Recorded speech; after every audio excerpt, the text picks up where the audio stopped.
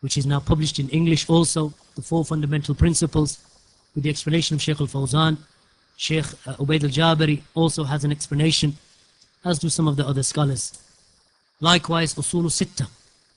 It has good explanation from Sheikh Ubaid al-Jabari. On CD, it is recorded from Sheikh Falah bin Ismail al-Mundikar, and it is available on audio. These are the basic books that an individual should begin with. After that, then the books, all of the books of Muhammad bin Abdul, Masail al-Jahiliyyah, Kashf al-Shubahat, all of these books are excellent books. Likewise, after that, the books, and all of these books are books in Aqidah and Tawheed, the books of Ibn Taymiyyah rahimahullah ta'ala, Al-Wasitiyya.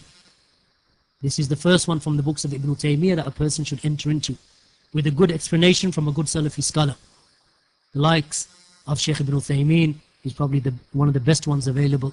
Also, Sheikh Salih al-Fawzan, a good solid explanation, simplified. And some of the other scholars have explanations of this. It's also available in audio in English from Sheikh Falah Ismail al-Mundikar, and it's translated. It's available on audio. Also, the rest of the books of Ibn Taymiyyah, At-Tadmuriyya, Al-Hamawiyya, all of these books are excellent books, but you begin with Wasitiyya. In fiqh, then Sheikh Abdul Aziz bin Baz rahimahullah used to advise with Bulugh al-Maram, that a person can take it and read it himself, and he will benefit immensely from it. Ideally, a teacher would teach you. Sheikh al-Fawzan has a beautiful explanation that has recently dropped, or recently been published, and it's excellent. There's Subul al-Salam, of course, that is also available, which is a slightly older explanation. All of them excellent and good explanations. Likewise, in fiqh, Umdatul Fiqh, which is excellent. There's a nice various chapters of it being explained by Sheikh Ubaid al-Jabari. Excellent book to enter into, Umdatul Fiqh. So all of these books are excellent works that a person may enter and study well. And memorize, of course, the book of Allah subhanahu wa ta'ala, because this is before all of this anyway, that a person should be constant in reciting the book of Allah subhanahu wa ta'ala.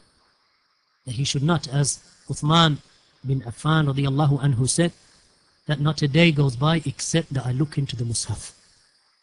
And when he died radiyallahu anhu, when they assassinated him, that he was reading his Mus'haf at the time.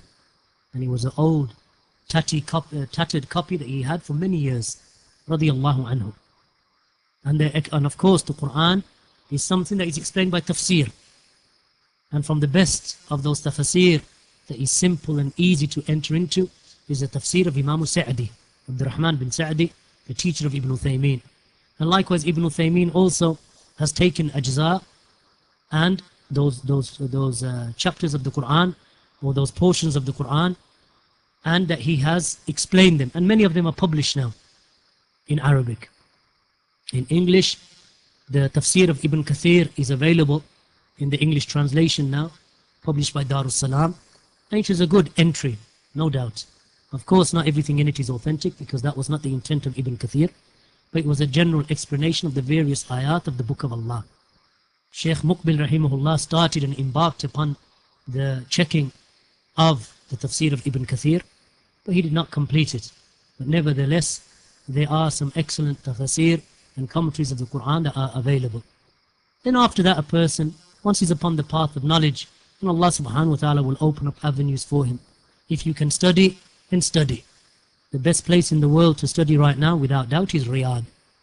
With Sheikh al-Fawzan, Sheikh Abdullah Ghudiyan, Sheikh al-Wahidan, those great scholars in Riyadh, and likewise in Medina, Sheikh Abdul Muhsin al-Abbad, Sheikh Ubaid al-Jabari, Ali Nasr al-Faqihi, Sheikh Salih al-Suhaimi, all of those mashayikh, excellent mashayikh that a person can travel to Riyadh or Medina and study.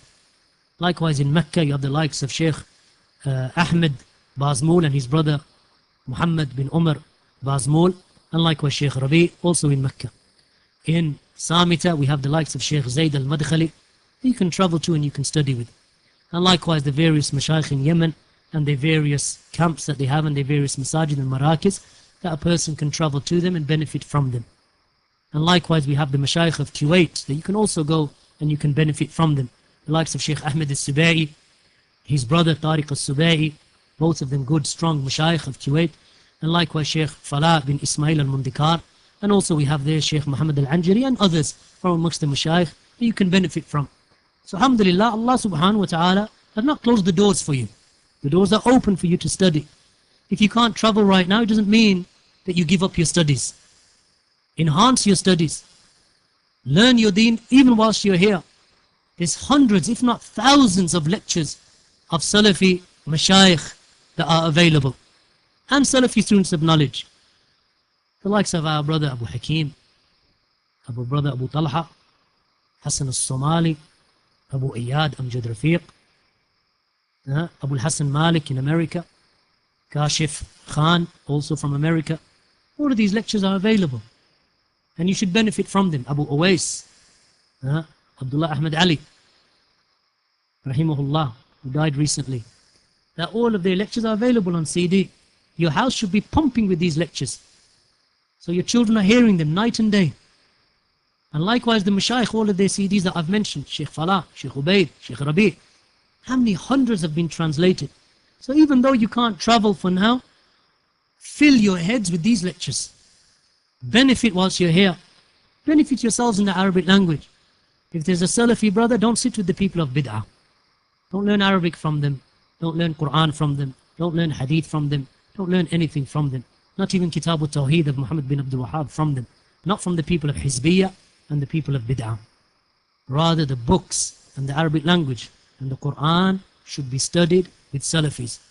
Not with the people of Hizbiyah, with the people of partisanship. Those who set up principles that oppose the Quran and the Sunnah, you don't study with them. You keep away from them. And likewise, you do not sit and study with those people who call to themselves, even if they ascribe themselves to Salafiyah. But they have a little cult following around themselves, and they disconnect themselves from the rest of society and from the rest of the community, and from the rest of the Salafi community in the UK, or in the world for that matter. Those individuals are headed upon a path of destruction. Don't waste your time sitting with them, because sooner or later they will lead you astray. If they don't have connection with Ahlul Ilm, if they don't have a connection with the ulama, rasikhun fil ilm, well grounded in knowledge, they don't have a connection with their Salafi counterparts in the rest of the country, or in the rest of the continent, and those individuals, then they are upon a path that will lead them eventually to destruction due to their distance from Ahlul Ilm, due to their distance from the scholars. Wallahu ta'ala a'lam. Is it permissible to raise money? I won't name the organization, but there's an organization mentioned here, a British organization that attaches itself to the Sunnah. Is it permissible to raise money for them? No, you don't raise money for any individual that you know is a person of Hizbiyah, or that his da'wah is a da'wah siyasiyah. And Sheikh Ubaid al-Jabri, Sheikh Muhammad ibn Hadi, Sheikh Muqbil bin Hadi al-Wadi'i, and many of the ulama have mentioned the deviation of this organization that attaches itself to Hadith. That they have mentioned that they are upon deviation, even though they call themselves the people of Hadith. That you do not fundraise for them, nor should you have close ties to them. Why? Because they have been infiltrated by the people of Bid'ah and deviation. So amongst their ranks you will find the likes of Bilal Phillips, Yasir Qadi, Zakir Naik, and these types of individuals who have nothing whatsoever to do with Salafiyah. Yes, they may be great speakers that may impress you, because it's not difficult to impress a person. Memorize 3 hadith and you've impressed half the population. It's not an issue of impressing, it's an issue of, is there connection to the aqidah of the Sahaba? And if it's not, then we do not attach ourselves to them. This organization is a buffer organization, like a sponge. If you put a sponge on the table, if I pour water on this side of the sponge soaks up the water. Right? Simple science. The sponge will soak up the water. Eventually the water will come out on which side? On the other side. So what they do is that the Salafis are on this side, they're the sponge. They soak up the water and they soak up the Salafis claiming to come to you in the garbs of Salafiyah. And then they take you to the direction of bid'ah and misguidance. So don't go near them, because that's what happens with those types of individuals. Sheikh Ubaid said they are to be described as a jama'ah siyasiyah. A jama'ah, a political organization, or a